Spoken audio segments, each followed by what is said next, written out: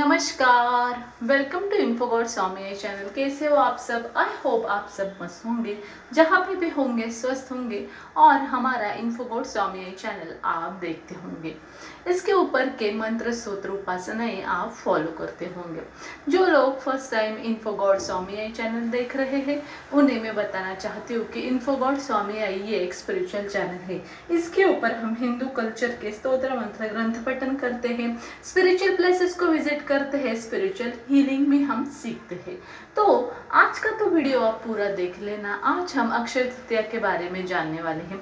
बाकी के भी जो वीडियोस अवेलेबल है इन्फोगॉड स्वामी चैनल पे वो भी आप देख लेना। और अगर इन्फोगॉड स्वामी चैनल की इंफॉर्मेशन आपको यूजफुल लग रही हो तो इन्फोगॉड स्वामी चैनल को आप लाइक शेयर एंड सब्सक्राइब कर लेना। हर रोज के नोटिफिकेशंस आप बेल आइकॉन प्रेस करके चेक लिया करना। तो चलिए दोस्तों, वीडियो में हम आगे बढ़ते हैं।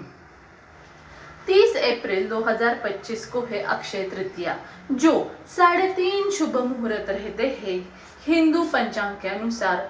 उसमें से एक बहुत ही शुभ मुहूर्त है जो है अक्षय तृतीया। हर साल वैशाख मास की शुद्ध तृतीया को जो तिथि आती है उस दिन अक्षय तृतीया आ जाती है।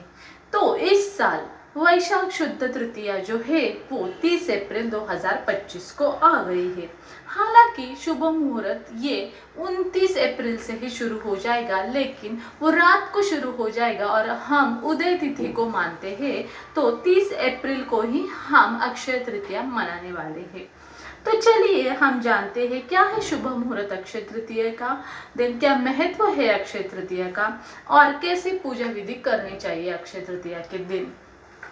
तो देखो, जैसे मैंने बताया कि वैसे वैशाख शुद्ध तृतीया जो है वो 29 अप्रैल 2025 को शाम को 5:30 को शुरू हो जाएगी। दूसरे दिन 30 अप्रैल 2025 को दोपहर को 2:12 तक ये चलेगी और शुभ मुहूर्त भी चलेगा। और हम उदय तिथि को महत्व देते हैं, मानते हैं, इसलिए 30 अप्रैल को उदय तिथि के अनुसार हम अक्षय तृतीया जो है वो मनाने वाले हैं। तो अक्षय तृतीया का ये पर्व जो है इसका क्या महत्व है ये अब हम जानते हैं। शुभ मुहूर्त हमने जान लिया। देखो, अक्षय यानी कभी भी क्षय नहीं हो सकते। क्षय यानी एंड यानी खत्म होना। तो अक्षय जो कभी भी खत्म नहीं हो सकता, इसे कभी भी अंत नहीं है।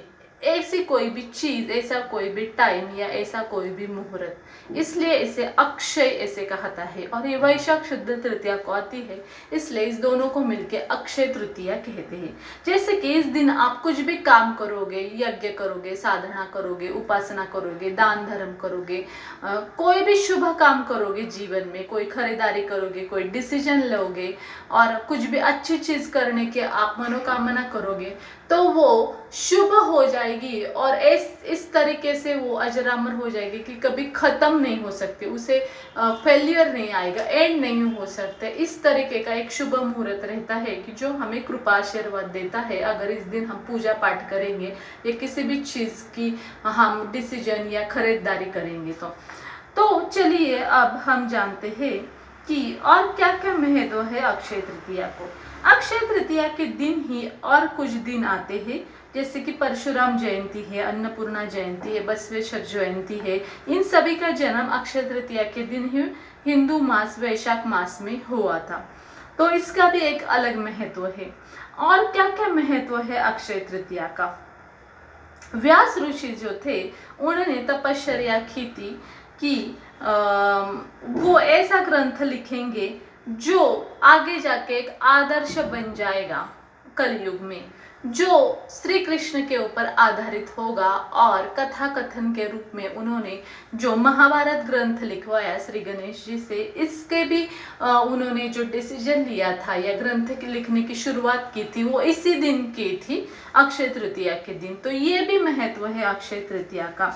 और भगीरथ राजा जो था उसने तपश्चर्या करके महादेव जी को गंगा नदी जो है वो पृथ्वी पे मांगी और उसका अवतरण जिस दिन हुआ वो दिन भी अक्षय तृतीया का दिन था। तो उस नदी को भगीरथी नदी या भागीरथी नदी भी जानते हैं, लेकिन असली नेम गंगा नदी ही है, जो वो पृथ्वीलोक में राजा भगीरथ लाना चाहता था, क्योंकि हमें मोक्ष मिलाने के लिए कि अगर हम गंगा में स्नान करेंगे तो सभी पाप जो है वो हमारे नष्ट हो जाते हैं, पाप से मुक्ति मिल जाती है और हमें मोक्ष प्राप्त होता है। इसलिए राजा भगीरथ जो चाहता था कि वो अगर स्वर्ग नहीं जा सकता है या हिमालय या कैलाश नहीं जा सकता है तो गंगा नदी जो है वो महादेव जी के उनके सिर से वो पृथ्वी पे अवतरण हो जाए, ऐसे उन्होंने वरदान मांगा महादेव जी को और वैसे महादेव जी ने उनकी इच्छा पूरी की और जिस दिन गंगा नदी धरती पे आई उस दिन भी अक्षय तृतीया का था। लेकिन और एक कथा बहुत प्रचलित है जो है कि त्रेता युग से भी पहले रघुवंश कुल में यानी राजा दशरथ के कुल में एक ऐसी घटना हुई थी, जैसे कि वृषभ देव जो है उन्होंने एक ऐसा युद्ध किया असुरों से और उसके लिए तपश्चर्या करके उपवास रखा कि युद्ध वो जीत जाए, लाइक वही जीत जाए, लाइक असुर जीत ना जाए, देव ही जीत जाए, ऐसे उन्होंने एक प्रतिज्ञा संकल्प किया था। और उसका जो अंत हुआ वो अक्षय तृतीया के दिन हुआ कि देवताओं की जीत हुई और वो वृषभ देव का उपवास जो था संकल्प उन्होंने वो छोड़ने की एक मुहूर्त जो उन्होंने तय किया वो अक्षय तृतीया का था। और रघुवंश कुल में जो कि राजा दशरथ के कुल में उन्होंने उसका जो गन्ने का रस जो रहता है उसका यानी गन्ने का रस वो मांगा और वो उन्होंने पी लिया वैशाख मास में। और तो जैसे कि बहुत गर्मी रहती है इस मास में तो उसका जो रस रहता है गन्ने का रस वो ठंडा रहता है, तो वो वृषभ देव ने पिया और उनका उपवास छोड़ा और उनकी भूख मिटा दी। और रघुवंश कुल को उन्होंने एक वरदान दिया कि आपके वंश में ऐसा राजा आ जाएगा जैसे कि रघुवंशी राजा राम राजा का जन्म हुआ, ऐसा जन्म होगा कि उसकी कलयुग तक ख्याति होगी और उपासना चलेगी। ऐसा वृषभ देव ने उन्हें वरदान दिया रघुवंश को और राजा दशरथ को। और वृषभ देव और रघुवंशी का मिलके इक्ष ऐसा एक संयोग तैयार हुआ, इसलिए इसे इक्षु तृतीया भी कहते हैं। तो इक्षु तृतीया आगे जाके अक्षय तृतीया हो चुके, ऐसा भी महत्व है। ऐसे अलग अलग महत्व है और अलग अलग कथाएं है कि अक्षय तृतीया को क्यों माना जाता है या क्या महत्व है या क्या क्यों इसकी इस दिन हमें पूजन करनी चाहिए।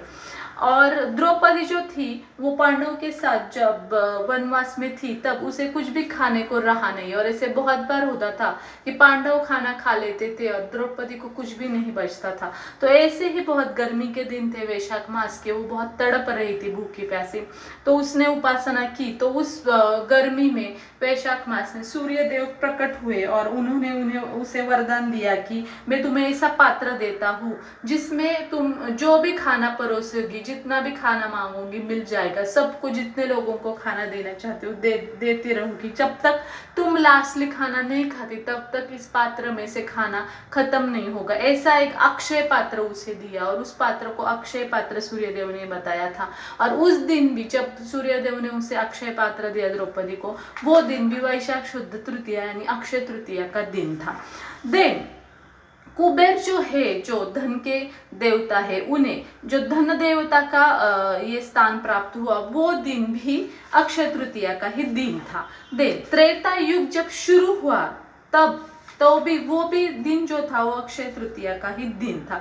ऐसे अलग अलग महत्व है अक्षय तृतीया और इस शुभ मुहूर्त के कि क्यों इसे 3.5 मुहूर्त में एक शुभ मुहूर्त माना जाता है जो बहुत पवित्र है, शुभ है, पूरा दिन शुभ है। कुछ भी काम कर लो, सोने की खरीदारी कर लो, नया जॉब की शुरुआत कर लो, नए बिजनेस की शुरुआत कर लो, नया दुकान खोल लो, नया कुछ भी जीवन में कर लो, घर ले लो, आप शादी कर लो इस दिन, या कुछ आप डिसीजन ले लो, संकल्प कर लो, साधना कर लो, उपासना कर लो, जो भी आप शुभ करना चाहते हो, अच्छा करना चाहते हो इस दिन कर लो। बहुत शुभ मुहूर्त रहता है अक्षय तृतीया का और इन सभी कारणों से इसे 3.5 मुहूर्त में एक शुभ मुहूर्त माना जाता है अक्षय तृतीया को। देन आज के ज़माने में वैसे तो शेयर्स और डिजिटल गोल्ड भी खरीदते हैं, तो वो भी चीज़ आप इस दिन कर सकते हो। और अक्षय तृतीया के दिन कैसे उपासना की जाती है।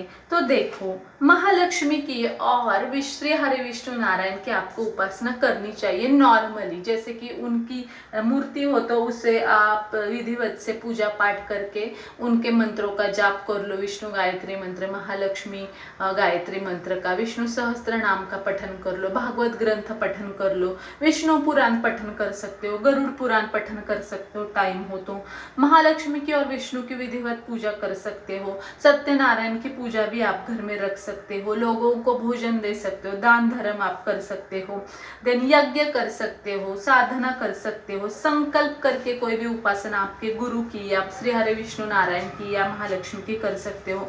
कुबेर की पूजा आपको करनी चाहिए और पितरों को भोजन दिया जाता है। पितृ जो है उनको यथेच्छ भोजन अक्षय तृतीया के दिन दिया जाता है और पितृदोष से मुक्ति मिलाने के लिए भी अक्षय तृतीया का मुहूर्त बहुत शुभ माना जाता है।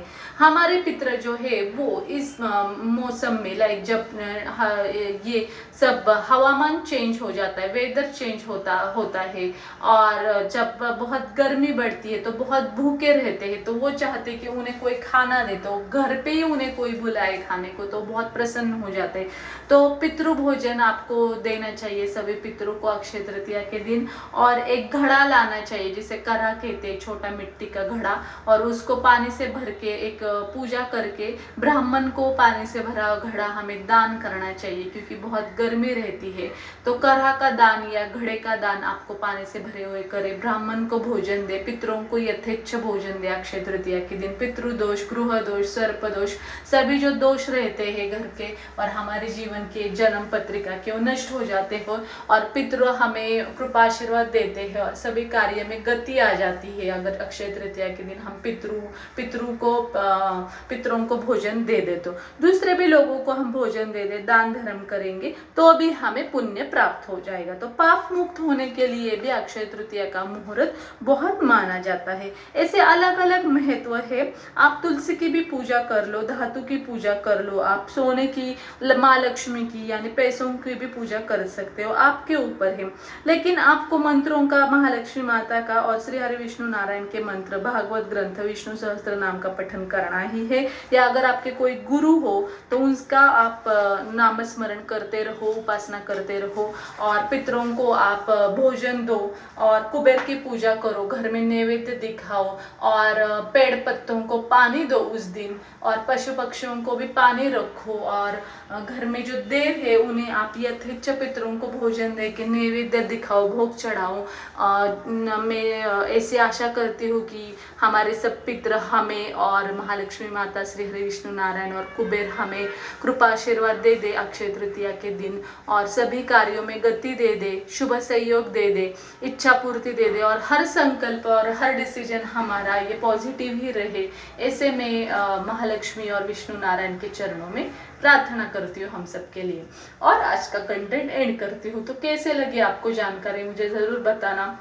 क्वेश्चंस हो तो कमेंट के द्वारा पूछना। आपका चैनल हो, उसका प्रमोशन करना हो तो आपके चैनल का नेम, चैनल के लिंक, चैनल का डिस्क्रिप्शन आप इन्फोगॉड स्वामी चैनल पर भेज दो। आपके चैनल का मैं प्रमोशन ज़रूर करूँगी इन्फोगॉड स्वामी चैनल पे। और हम मिलेंगे न्यू वीडियो में नई इन्फॉर्मेशन के साथ। तब तक आप सबको बाय बाय, धन्यवाद।